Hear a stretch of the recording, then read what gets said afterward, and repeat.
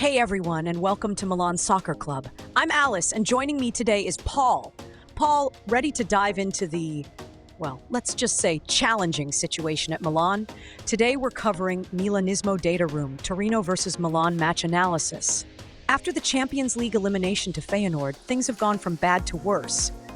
Paul, is there any good news? Alice, honestly, finding good news is like searching for a unicorn riding a bicycle. It's rough. Look, we're going to dissect the recent Torino defeat, unpack the tactical blunders, individual errors, the statistical dominance that meant absolutely nothing, and the rising tide of fan frustration. This isn't just a blip, Alice. This feels like a full-blown crisis, and we're going to look at why. Oh yeah, there's a complete summer overhaul being whispered in the corridors. We'll get to that too. A complete overhaul, after another defeat? Sounds drastic. So just to set the scene, give us a quick overview of what we're looking at today. Right, so buckle up. We're talking about a disastrous performance against Torino, fueled by individual errors from key players. Maignan, Pulisic, even Theo Hernandez is getting heat. Then there's Coach Conceicao's tactical decisions, which frankly left everyone scratching their heads. Wrong formation, subbing off Leao at halftime, and what looked like panic subs later on. Milan dominated statistically, like 65% possession and an XG of 2.39, but couldn't finish to save their lives. Pulisic's penalty miss being the cherry on top. And get this, Torino scores 2 goals with an XG of 0.36. Meanwhile, Milinkovic-Savic in Torino's goal had the game of his life.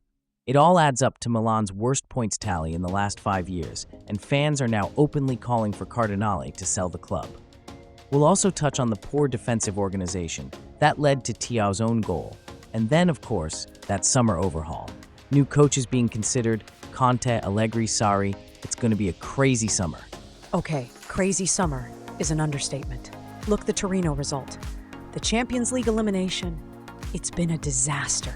Let's start with the most glaring issue, the team's performance and the individual errors. Maignan, Pulisic, Theo, these are supposed to be our key players, right? What exactly is going on? Alice, it's beyond me. Honestly, where do we even begin?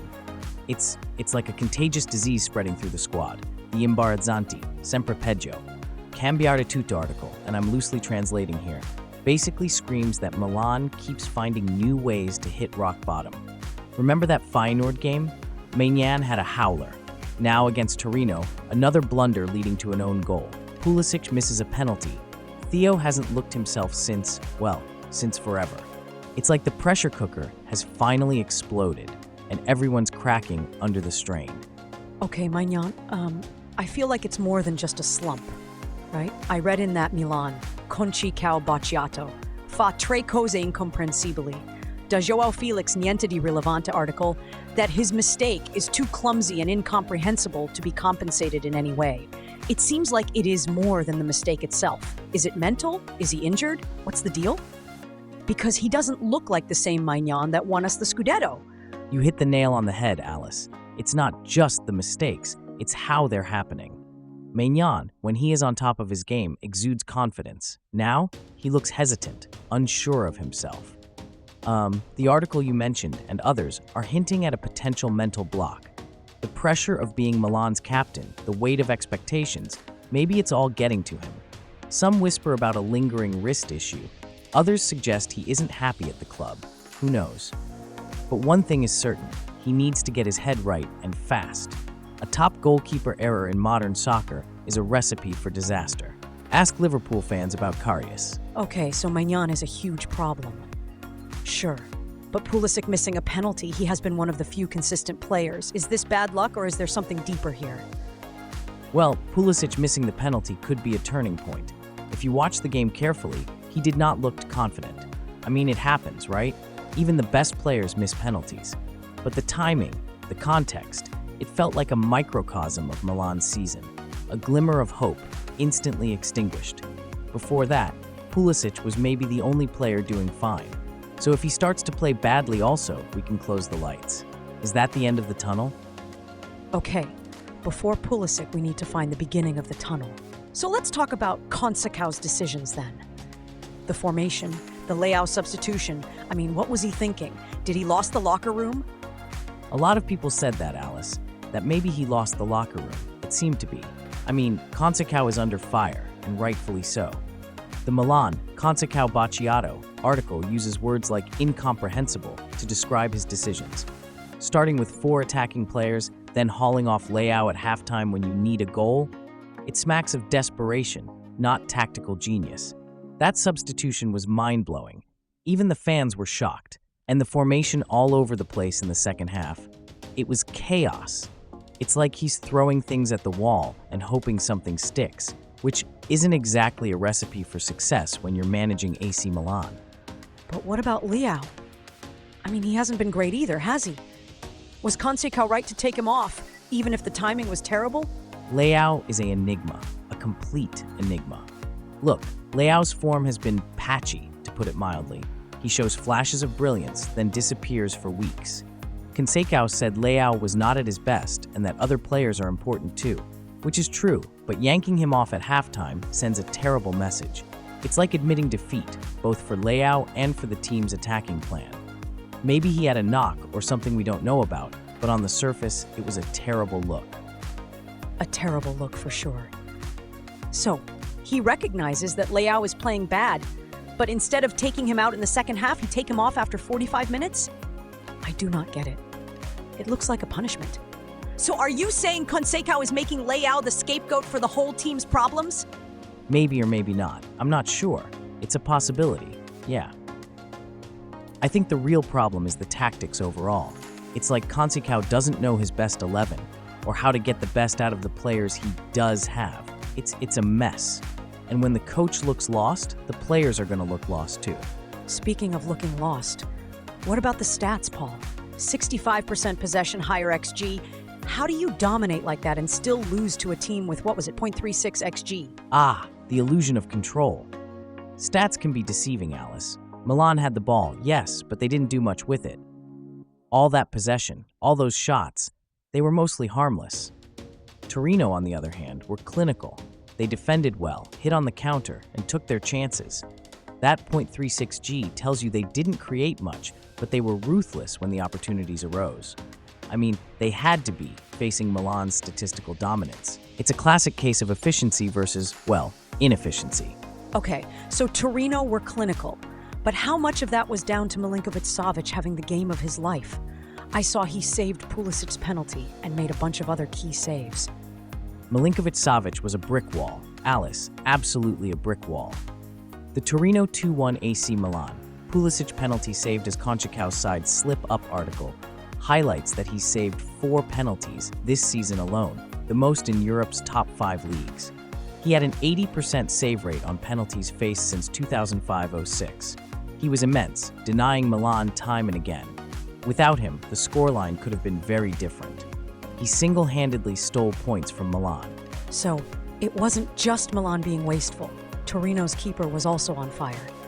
But still, the fact remains, this is Milan's worst points tally in 5 years. 41 points after 25 games. That's relegation form, isn't it? Okay, Alice, let's not get too dramatic. Relegation is a stretch, but you're right, it's awful.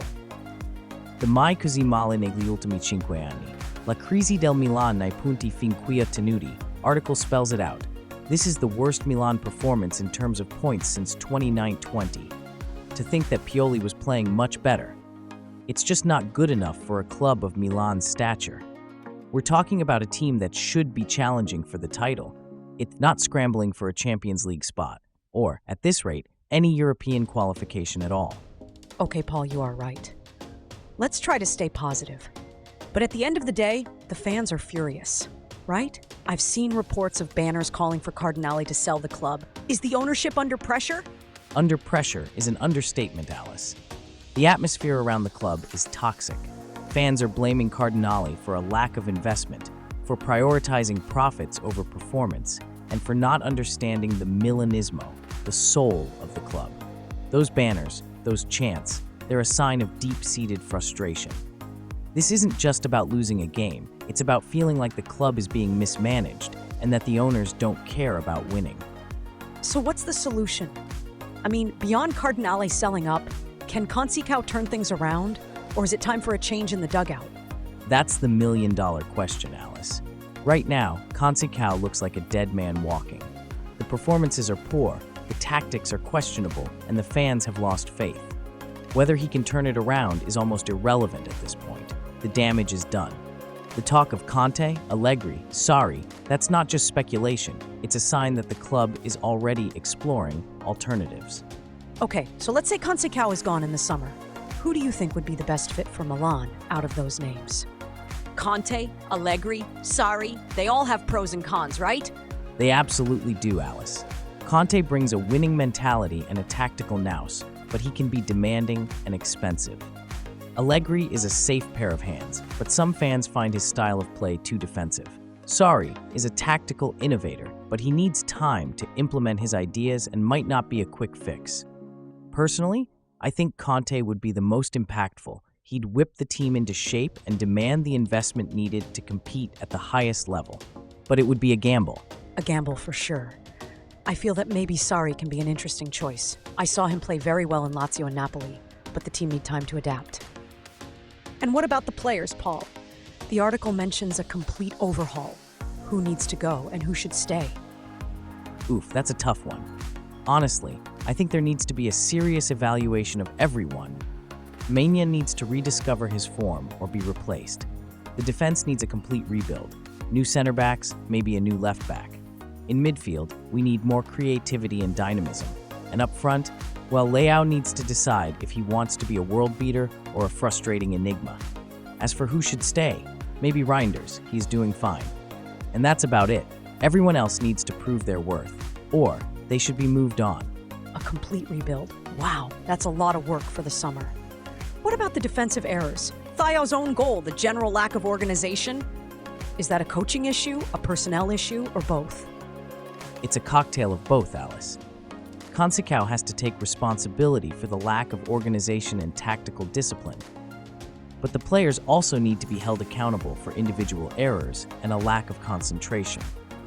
Thio's own goal was unfortunate, but it highlighted a deeper issue, a lack of communication and composure at the back. I mean, the Conceição fumes with AC Milan's unforced errors. Article makes it clear he's furious about the constant mistakes leading to goals. It's not a system problem, it's players switching off at crucial moments. So, to everyone listening, Milan's current problems are a mix of bad management, individual mistakes, bad luck, and a goalkeeper in crisis. What do you think? Is there any hope left for this season, or should we just start focusing on the summer overhaul? Honestly, Alice, I think this season is a write-off. We need to secure a European place, whatever it takes, but the title challenge is over. The focus has to be on the summer, bringing in a new coach, rebuilding the squad, and restoring the Milanismo that's been lost. This is a crucial moment for the club, and the decisions made in the next few months will determine Milan's fate for years to come. It's a scary thought. Yeah, very scary indeed. Okay, Paul, thanks for breaking down this mess for us. I really appreciate your insights. Anytime, Alice. Though honestly, I wish we were talking about something more positive.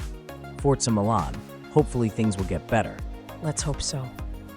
And to all our listeners, thanks for tuning in to Milan Soccer Club. Make sure to subscribe for more Milan analysis and let us know your thoughts on the crisis in the comments. Do you think Cardinale should sell? Who should be the next coach? Let us know. Until next time, Forza Milan, even if it hurts right now.